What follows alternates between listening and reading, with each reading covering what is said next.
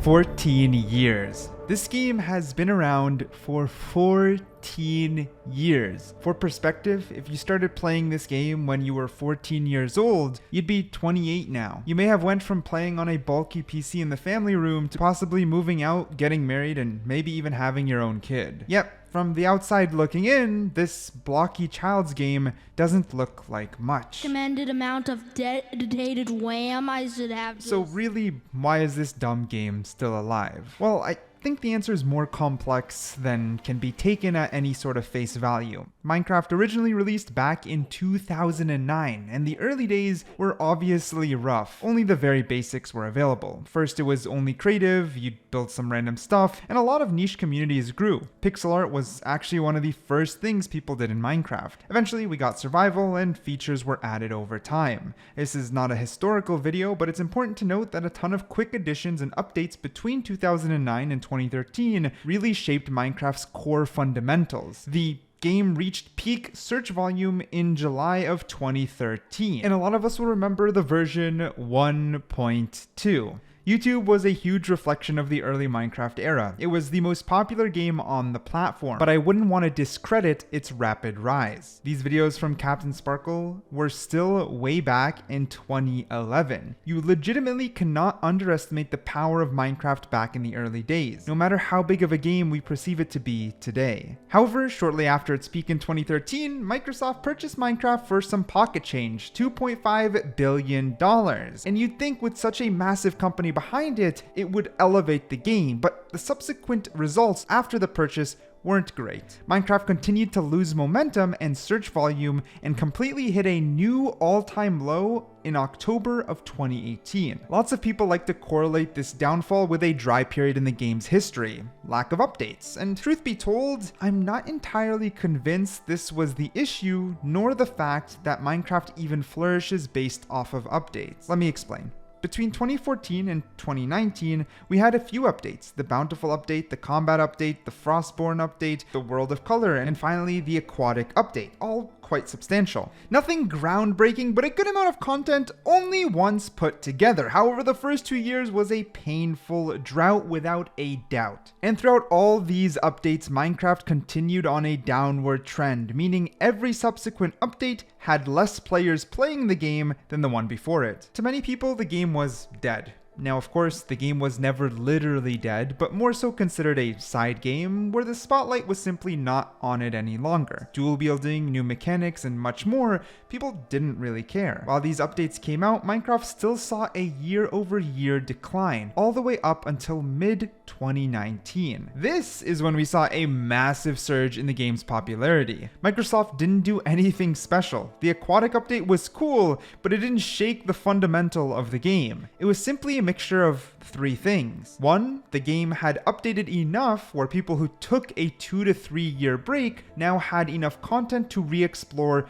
when put together. 2, that break was long enough to begin to spark nostalgia. And 3, PewDiePie came swinging in with a massive Let's Play that delivered all of the above in a perfect package. It was during June of 2019 that episode 1 of his Let's Play was released, getting over 54 million views on its own. Following this, we can now see a completed Let's Play series amassing a total of 1.3 billion views. A new era of Minecraft has begun, and the itch that all of us got for that sweet nostalgia was ignited. And people took this blow and kept on swinging. In 2019, we saw the SMP Live, which brought the first of its kind with a ton of OG YouTubers participating. Now, there were a lot, but I just want to mention Captain Sparkles just because I did at the start. One of the amazing videos that blew up were his music videos. Imagine in 2011 watching this music video, jam into it with your friends, you're all kids on the playground, and you're filled with Minecraft nostalgia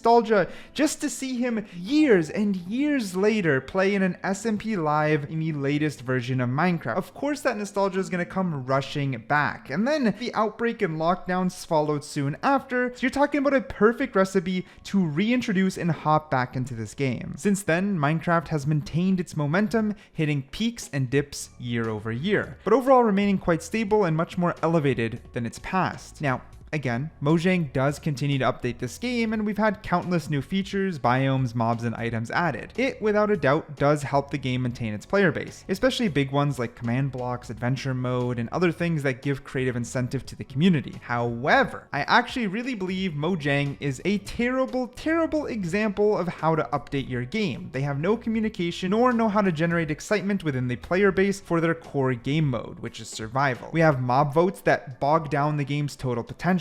They are useless marketing ploys that leave sour tastes in everyone's mouth. The updates projected to the community could and are usually already available via mods. Seriously, most mod developers can add the entire mob vote selection over a weekend, yet Mojang refuses to continue expanding their game in any sort of unique way. The gameplay loop of Minecraft itself hasn't changed all that much. There's very little challenge, and today, it's not the survival game mode that keeps the game going. In the end, it's the community. This game, no matter how much research or time spent thinking about it, leads me to one thing. This game is only ever as alive as its community. New content being spewed, MrBeast creating game shows, stories being told, and events being hosted, mods being developed, and maps being built. Lots of us might feel the nostalgia of starting a survival world or a server with a group of friends, but most of us will quit sooner rather than later as the game loop from a decade ago settles in quickly. For now, Minecraft has transformed over the years from a creative survival game to a platform, a tool used by the community to deliver their own ideas. Minigame servers, community SMPs, new unique fun ways to play. I mean, I would never underestimate Dream's Manhunt series, but at its core, it's a group of friends making their own challenge and rules in this sandbox-driven game. Like a pencil and a paper, Minecraft unlocks opportunities and creativity. What story is written? Oh, when you look at that, there's the first sign of human life. What art piece is drawn? What math equation is solved? It is all documented on a great book we call the internet, and it always evolves for the next group or generation of players to take inspiration from and create something new. Minecraft as a core game does have a lot of potential, like survival mode or especially the hardcore mode could be reworked to introduce new things, like just a simple mod that makes weather threatening or other various factors that break up the gameplay loop just a little bit to make us feel like it's a little bit more of a survival game could go a long way, especially in the hardcore mode. But Mojang has made it clear that's not exactly their goal. They will add new friendly mobs to add ambience and blocks for builders before they really care about that survival mode. There's always some new things to explore, like I like the end update that gave us more to the end, but that still falls flat relative to what most people were desiring. When it comes to building a survival game, you need objectives and goals to drive you forward, and this game does lack it. I'll spare you the details, but the same way they've added new bosses, they could continue to do so, and then you would need, instead of Eyes of Ender, all the hearts from all the bosses to open up the portal to enter the end, and then do an end update 3.0. That's just a quick example that could help this game massively. In the end, even without a seed, a lot of competent Minecraft players could speedrun this game in a single day or even a couple hours. There's no base fundamental to make it that entertaining. Instead, it is about the sandbox, it is about the creativity, and that's not exactly a bad thing. But I can only give Mojang so much credit with a straight face when the community has carried and will continue to carry this game in its core essence. If you're a survival nerd, you're gonna end up modding your game very quickly to actually enjoy it. Otherwise, you'll be listening, playing, building, creating, and enjoying mini games when it comes to this game. And that's the beauty of Minecraft. It will live as long as the community's imagination continues to thrive.